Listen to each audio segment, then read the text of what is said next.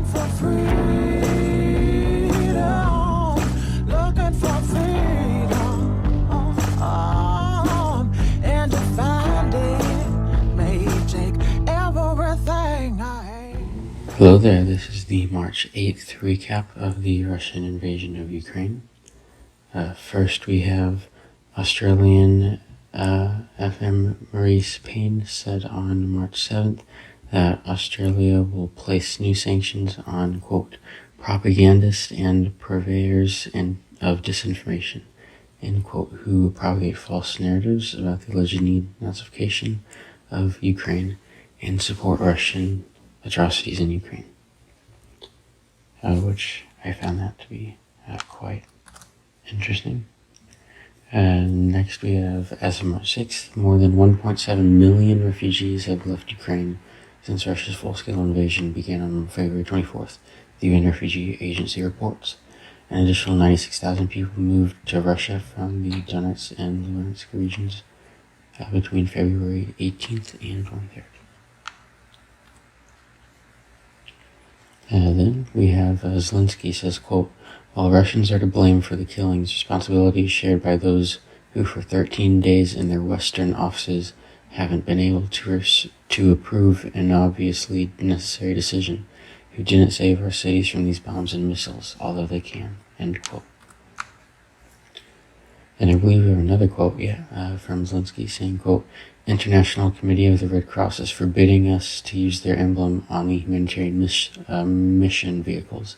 It's very revealing. Some influential people would rather cross out Ukraine, end quote. Which, that is pretty interesting, and to be honest, I do kind of feel like that says something, and not a positive something.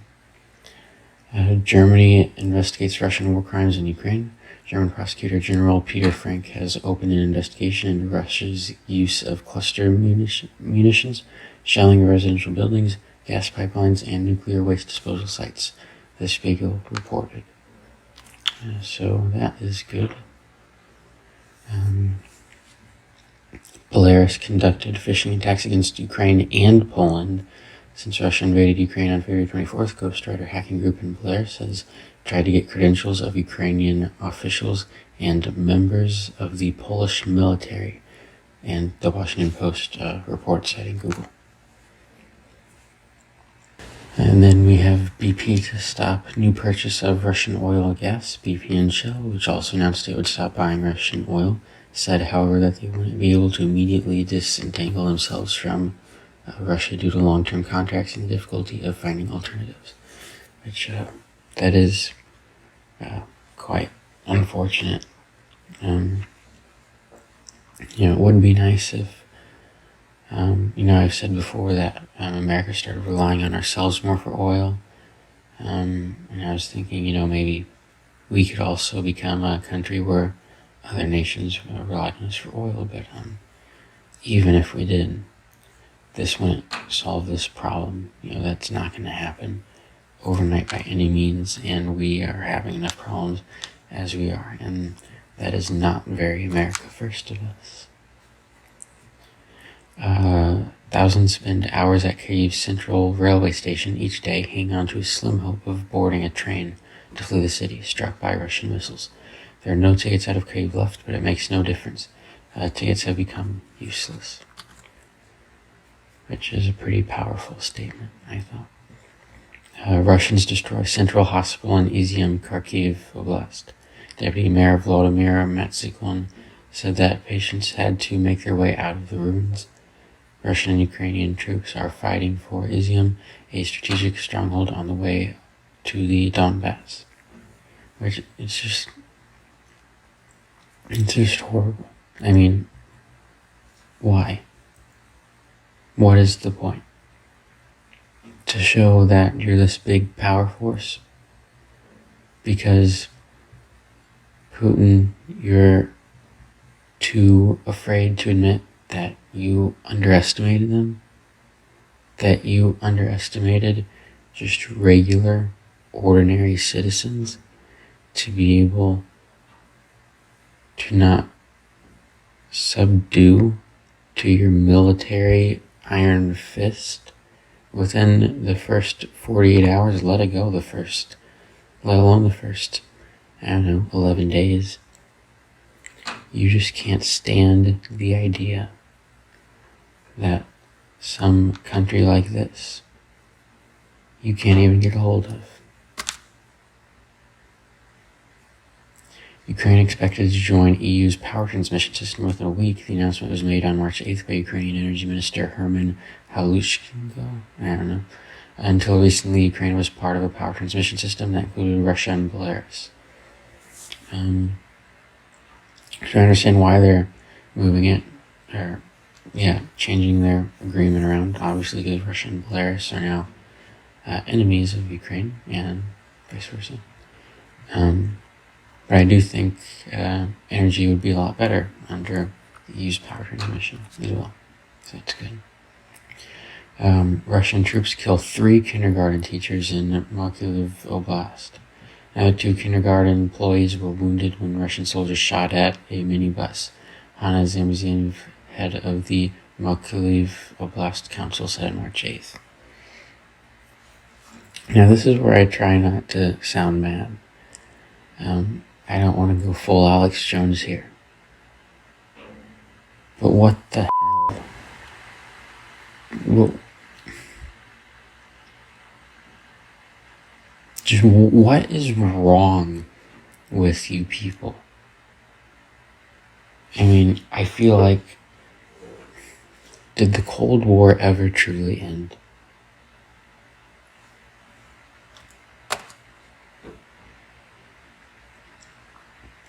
Biden announces U.S. ban on Russian oil and gas imports.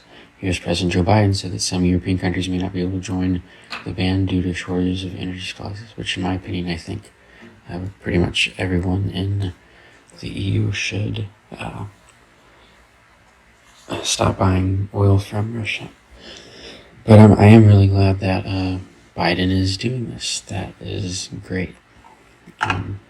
Finally. He did good.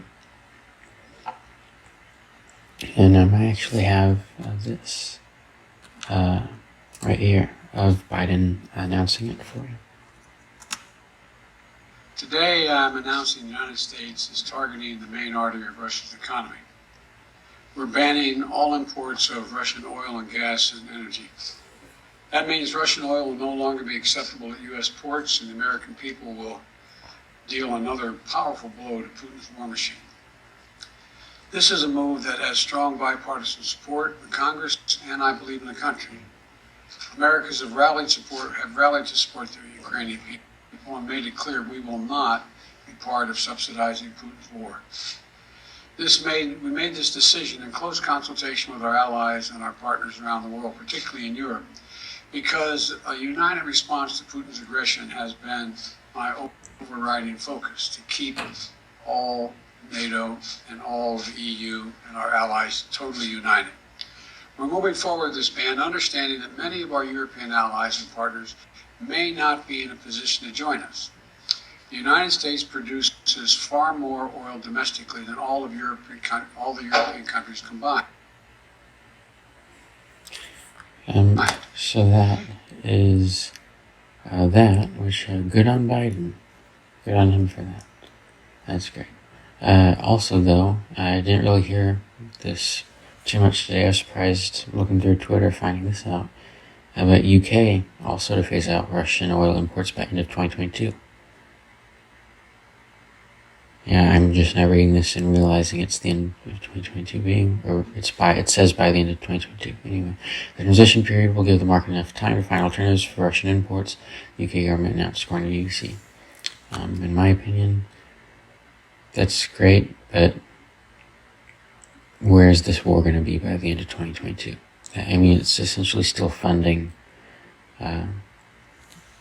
Russia here for likely the remainder of the war between Russia and Ukraine, unless things escalate between other larger countries. Britain calls for Marshall Plan for Ukraine. UK Prime Minister Boris Johnson has called on the leaders of the Visegrad Group, Poland, Hungary, Czech Republic, and Slovakia to develop a fund for the reconstruction of Ukraine. I hope Boris Johnson also plans on contributing to this, and he's just not like, tapping all the other countries and like, good luck. But I would imagine NATO would definitely help out here with nation building when Ukraine survives.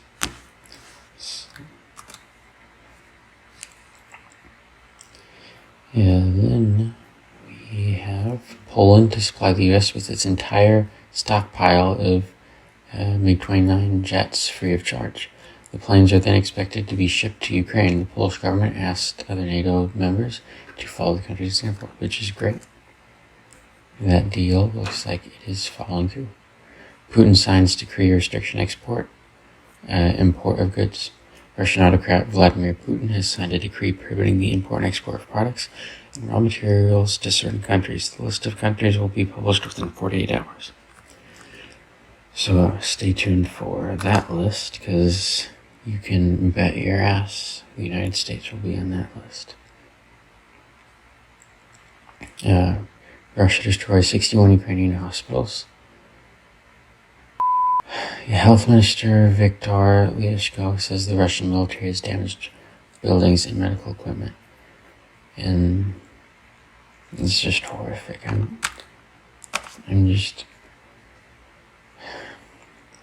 Coca-Cola suspends business in Russia. Following international pressure to withdraw from the Russian market, the company announced that it will temporarily suspend its business in the country. This is an utterly insane and unbelievable response from the Pentagon. The U.S. government must reverse course on this. We cannot win this war from a position of tepid fear. Ukraine fights for us all. We can give them the tools. Thank you to Poland. And this, of course, comes from this that says, Pentagon dismisses Poland's plan to provide MiG-29 fighter jets to U.S. at Ramstein Air Base in Germany to deliver to Ukraine, saying, quote, "We do not believe Poland's proposal is a tenable one," end quote. And to that I say, what the... Why? I mean, that literally makes no sense.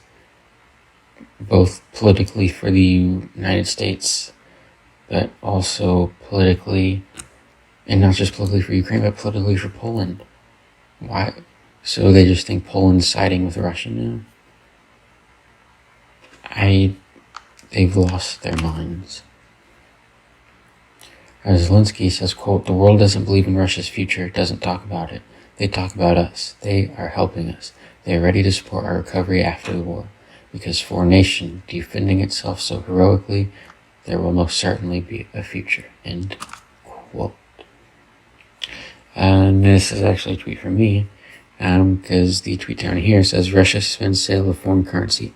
Customers will be able to withdraw a maximum of $10,000 in foreign currency from their accounts. All other funds will now be paid in rubles," which I know it's not necessarily saying it's converting the US dollars to rubles, but I still just wanted to show a bit more of a comedic aspect to this, while it is also the truth. 10,000 US dollars right now equals $77 in ruble. Right? So, I mean, there's your Russia economy for you. Oh yeah, I even said that. How's your economy, Russia? Then we have the International Atomic Energy Agency loses contact with safeguards monitoring systems at Chernobyl. Systems that monitor nuclear material at the radioactive waste facilities at Chernobyl, taken over by Russian forces, have stopped transmitting data, the IAEA said on March 8th. Which, interesting. Well, not surprising that they shut off contact, but 5,000 people successfully evacuated from Sumy to Poltava Oblast on March 8th, according to Dmitry Lunin, who heads the Poltava Oblast Military Administration. those evacuated were mostly women and children, as well as citizens of Turkey. Which is good that, Russia did not fire on these people. I don't know if this had to do with the ceasefire or not.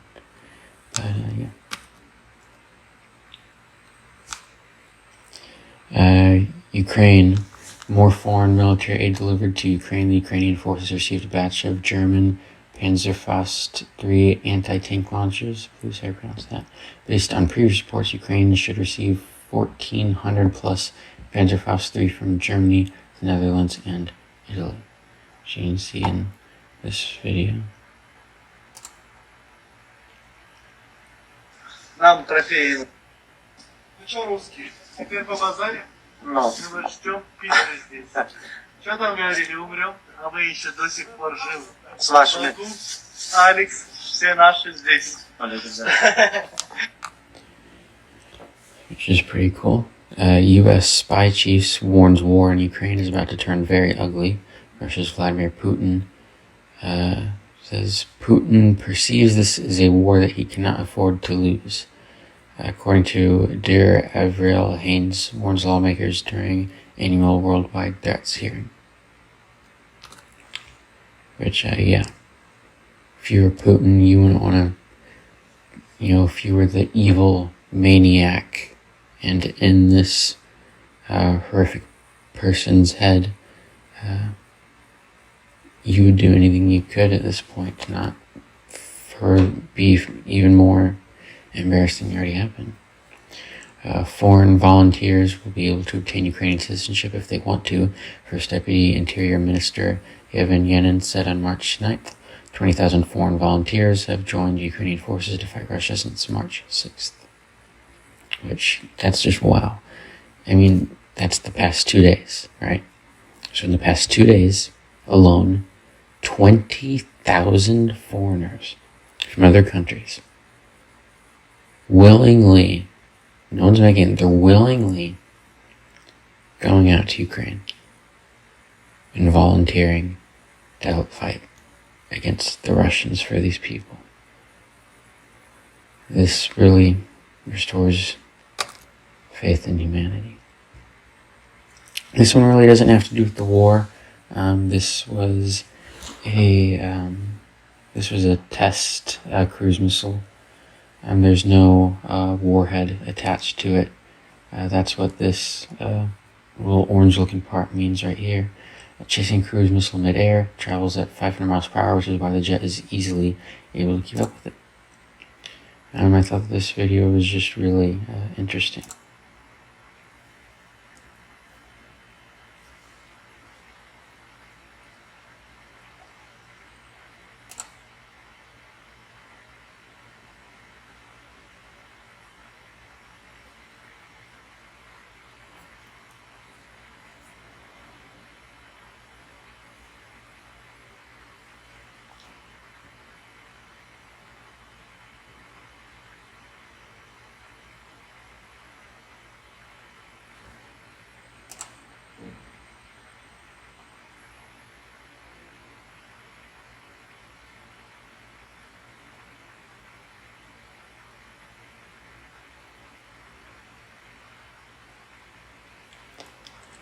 So yeah.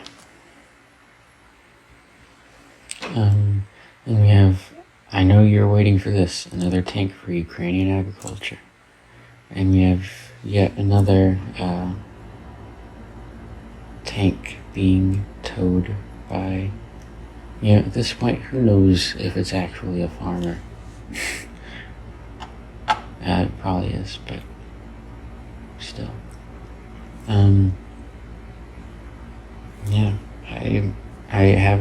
I'm not going to show every single video I see of tanks just getting towed by farmers, because there's a lot of them, trust me, but this one was more odd considering it was a bit more humorous because it was in the middle of, wasn't by a farm. I don't know if I want to say, I don't want to call it exactly a city, but definitely more of an urban-like area. And we have President Zelensky posted another video which he recorded in the yard of the president's office. He said, quote, "It's snowing." I guess he'll say it himself.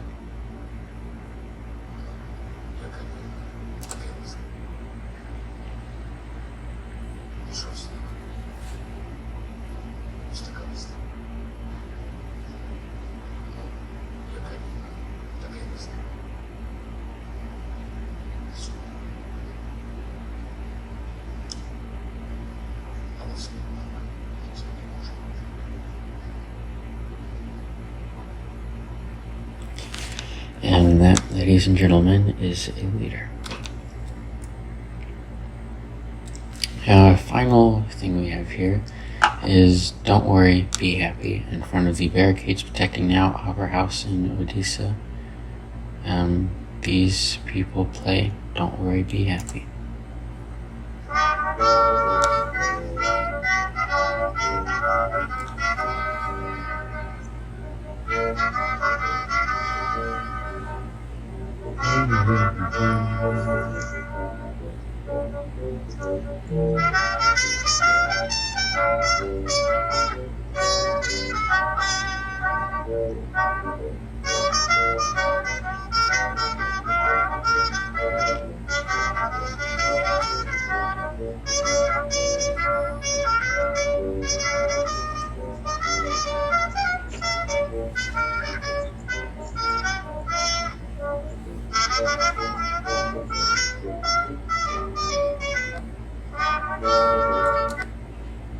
And on that, once again, more positive note. I always try to end on a more positive note, but that is all we have for this episode.